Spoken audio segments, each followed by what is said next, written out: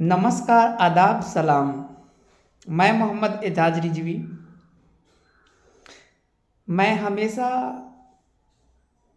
सभी लोगों से चाहता हूँ कि सच्चाई बयान करूँ और सच्चाई बताऊँ, लेकिन लोग मेरी बातों को इग्नोर कर देते हैं।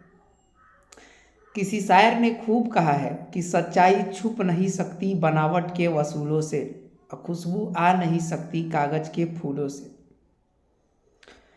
जैसा कि 6 महीना के अंदर में आप लोग देखते आ रहे हैं कि 3 बार धरना प्रदर्शन का टाइम बना था, परंतु आप बिहार के तमाम शिक्षा सेवक, तकरीबन 30,000 लोग, शिक्षा सेवक और तालीमी मरकज़ के लोग में से ही बहुत सारे लोगों ने उसमें अड़चन बनने का काम किया और सभी के भविष्य को खराब करने का काम किया।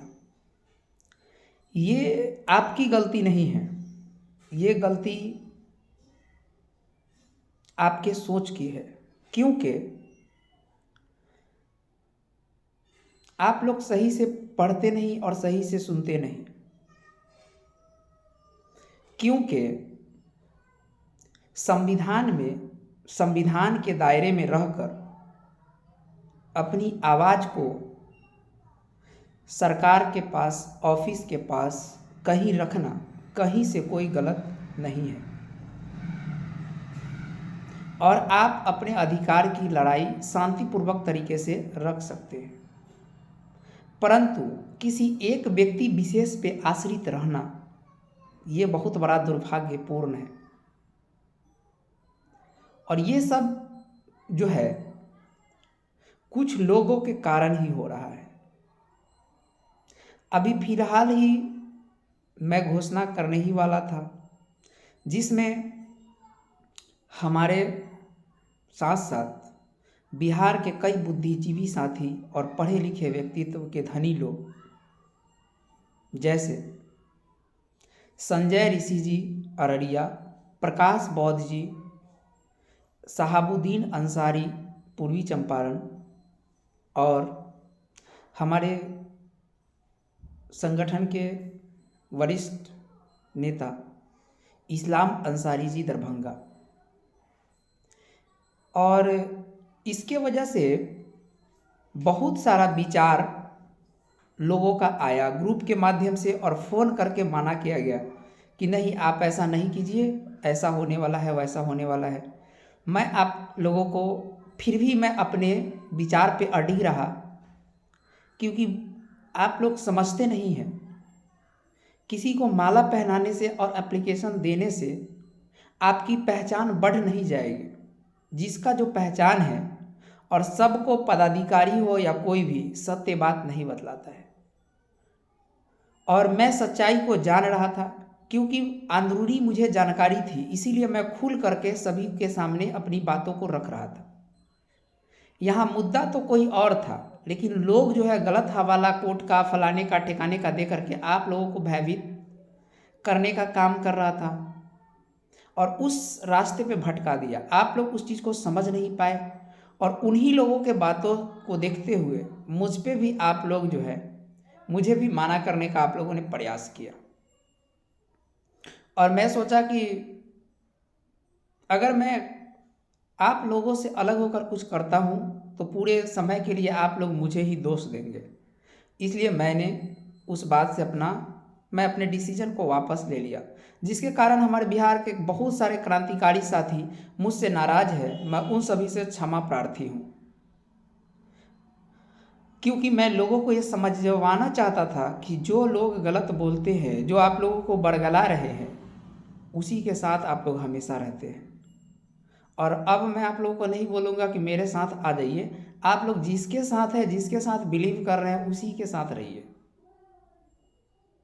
क्योंकि मेरा आदत नहीं है कि मैं किसी को बार बार किसी चीज़ के लिए ये करूं।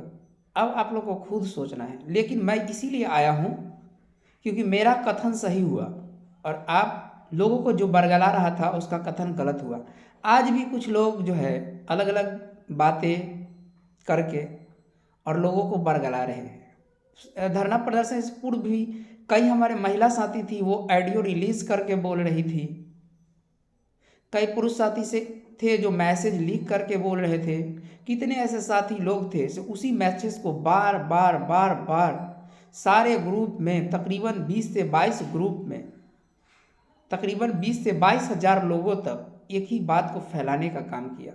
कुछ ऐसे हैं, इतने झूठे टाइप के लोग हैं कि बिना कोई जानकारी को कहते हैं कि आज हो रहा है, कल हो रहा है, परसों हो रहा है। और अब आप लोगों का आखिरी समय आ गया। आप लोग को पता होना चाहिए कि मुख्यमंत्री जी अगर कुछ बोलते हैं तो उससे पूर्व उनको 15 दिन पहले से उस पर ये रहता है, तब अपने फेसबुक पेज या अपने पार्टी के पेज पे कुछ लिखते हैं। और लोकतंत्र में जो है मजबूत प्रतिपक्ष का होना भी बहुत जरूरी है, लेकिन आप लोग प्रतिपक्ष को जो है, प्रतिपक्ष के नेता को गलत समझने लगते हैं, उस पर गलत कमेंट करने लगते हैं। अगर मजबूत प्रतिपक्ष के नेता होगा तो आपका काम होगा, क्योंकि एक कहावत है पुराने जमाने कि धोबी पे धोबी बचता है तो कपड़ा का मैल साफ हो जाता है। अब लोग डरने लगे कि मेरा कपड़ा ही फट जाएगा, तो फिर तो उसकी गलती है। और संघर्ष डरने वालों की नहीं होती है, डरने वाले तो घर में रहते हैं। संघर्ष करने वाले कभी डरते नहीं, और जो संघर्ष करते हैं वो कभी हारते नहीं। डॉक्टर APJ अब्दुल कलाम ने कहा है कि संघर्ष करो और प्रतीक्षा करो। अगर आप कान में तेल धर के सो जाइएगा तो आपका काम नहीं होगा। अपने अधिकार के लिए उठो, जगो और संघर्ष करो, तभी जा कर के होगा। बस यही बात आप लोग समझ गए। आगे आप लोगों को क्या निर्णय करना है, और देख ही लिए कि हम लोगों का मांग था विद्यालय में समायोजन और राज्यकर्मी का दर्जा। मिला क्या है आप लोगों को? मोबाइल चलाने के लिए।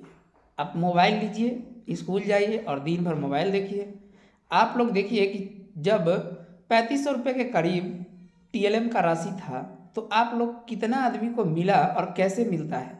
आज 6000 रुपये TLM का राशि हो गया तो आपको कितना मिलेगा।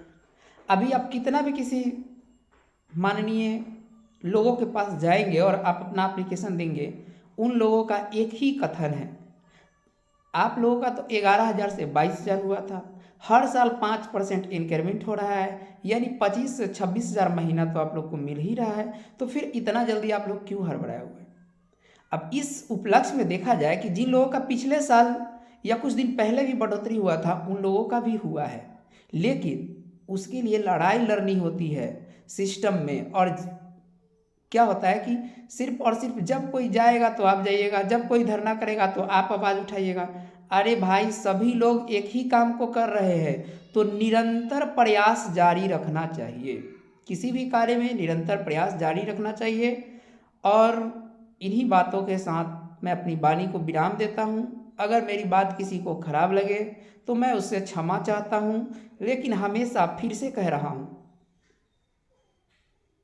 कि असत्य कितना भी बड़ा हो और उसका समर्थन करने वाला कितना भी बड़ा हो, लेकिन जीत हमेशा सत्य की होती है और सच बोलने वालों की होती है। और जो लोग झूठ बोलते हैं वो हमेशा मुंह की खाते हैं, जैसा कि आज आप लोग देख रहे हैं। सभी लोग को भी ये क्षमता नहीं है कि गलत के ऊपर आवाज़ उठाए, लेकिन गलत के ऊपर एक इंसान आवाज़ उठाता है तो पूरा दुनिया उसको जानती है। आज किसी भाई ने खूब लिखा था कि एजाज रिजवी के बातों को इनकार करने का यही नतीजा है, और अगर मेरा बात आप लोग मान लिए होते तो आज आपका भविष्य अलग दिशा में होता। और नहीं तो अगर नहीं मानते तो देख लेते, अगर आप लोग विपक्ष के पास भी जाने दिए होते, मना नहीं करते तो उसका भी, क्योंकि जो चीज़ को माननीय तेजस्वी यादव जी घोषणा करते हैं उसको नीतीश कुमार जी लागू कर देते हैं। अगर ऐसा होता, अगर सरकार प्रदर्शन से मेरी बातों को नहीं मानती